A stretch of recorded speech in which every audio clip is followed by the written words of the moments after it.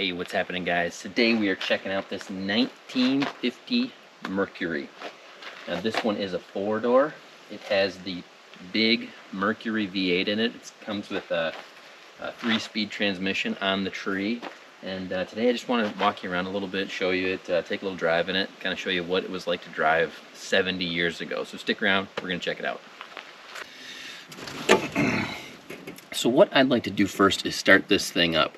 Now this has no real modifications to the engine or anything like that other than an electric fuel pump, and I find that really makes these things pretty darn easy to start, as the mechanical fuel pumps I find pump a little slow, hard to start when they're cold. Now this thing is ice cold. No one's driven this thing in months, but we're gonna turn on the fuel pump, crank her up. And for this, the starter is actually way up here. Kind of interesting. You got your key right here to turn on, and your starter right here. These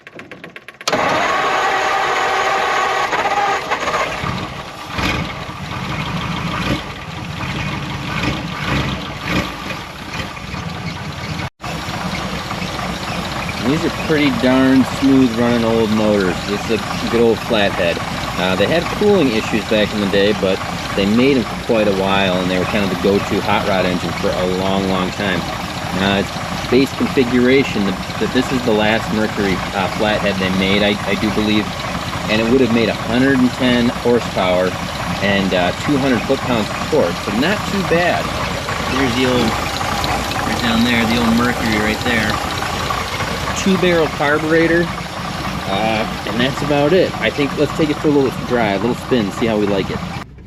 So those of you who have never driven a 3-on-the-tree car, it's pretty basic. There's still a clutch down here, and you've got basically a triangular pattern. You got 1, 2, 3, and reverse is up.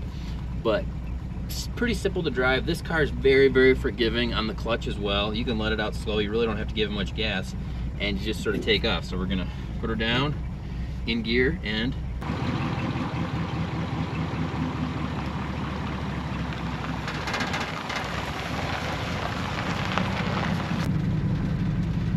so, 1950, there would have been no power steering, no disc brakes, drums front and rear, obviously. Now this still has a split windshield, so this is like before the real 1950s characterizations came along. This is still kind of, you know, not a pre-war vehicle, but almost. They wouldn't get in their crazy styling for a few more years. But as far as ease to drive in comfort going down the road, this thing is not too bad. It's a loud V8 yet. It's got plenty of get up and go. And back in the day, there was also an overdrive modification that could be made, or the transmission was made that way to accept it. You'd pull a lever and press a button, and you'd have 4 gears essentially, an electronic overdrive. And that made these cars so very streetable as compared to anything else at the time. They do 100 miles an hour pretty easily.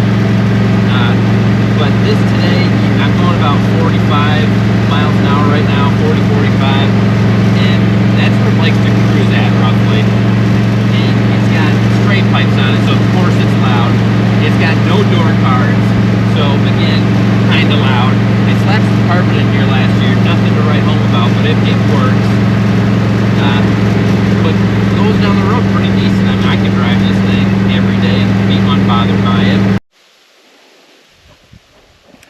So this does run and drive pretty nice for as old as it is. You know, 73, 74 years old probably now. But these cars are sort of running out of popularity as the buyers of these age out of the market. These are just becoming less and less attractive to younger people. They still do have that. I mean, they are the original hot rod. Not the original, but when car and driving really took off and became an American spirit type thing, they would chop these cars, they would cover them in flames, they would put crazy paint jobs on them. They'd get every little pound of torque and every little pony out of these things that they possibly could back in the day, and they'd race them. And a lot of those would be the 2-door coupes, of course, But I really dig the suicide doors on these things. You don't see that very often anymore, or ever, because it's dangerous. This thing obviously is still a real project. I took it on a couple years ago. It was a great uncle of mine who had it for years and years and years. He pulled it out of a field.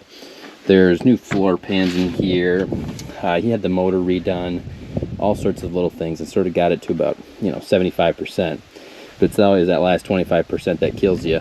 So, as you can see, no door cards, non-original carpeting in the whole thing. Gauges are a mess. None of them really work. I got one down there, the temperature gauge, that works. It seems to be like my only real concern. No rear seat. It's just kind of flopped in there, and that's not OEM either. Trunk, very, very spacious. A fella could still go golfing in this thing if they wanted to. And or put your skis back there, whatever you felt like doing. They're cool looking cars. And this is flat black too. One time I oiled this sucker all up. I made it shine like the sun, and it was looking pretty good that day. But as I understand it, flat black was sort of a popular choice at the time to paint these cars. If you were a wild young youth and you wanted to do something wild to your car, you'd strip off the factory paint and put something bland on it, I guess, if you didn't go fully hot rod with it. And this actually does have the transmission in it that is capable of having the overdrive on it. I even have the cable.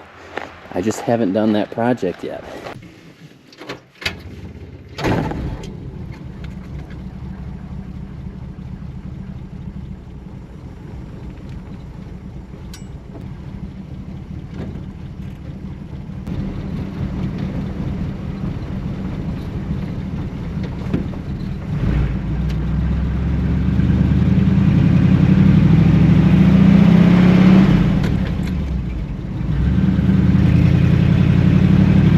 That being said about, this not being a perfect vehicle or anything, it is sort of still just a cool old car, because you don't see that many of them anymore, really. I mean, this used to be like a super, super common car. You'd see it at swap meets and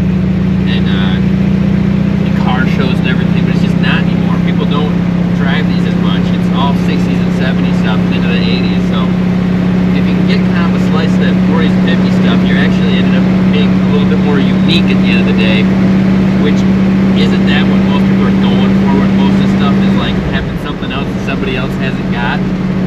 I feel like this car does have some of that energy about it, which I can certainly appreciate, that's for sure. But I don't know what to do quite, so let me know in the comments what you guys think of this car. Let me know what you think I should do with it. If you got any tips, tricks, anything helpful that I can, do to it, or anything like that, just let me know. Thanks for watching, guys.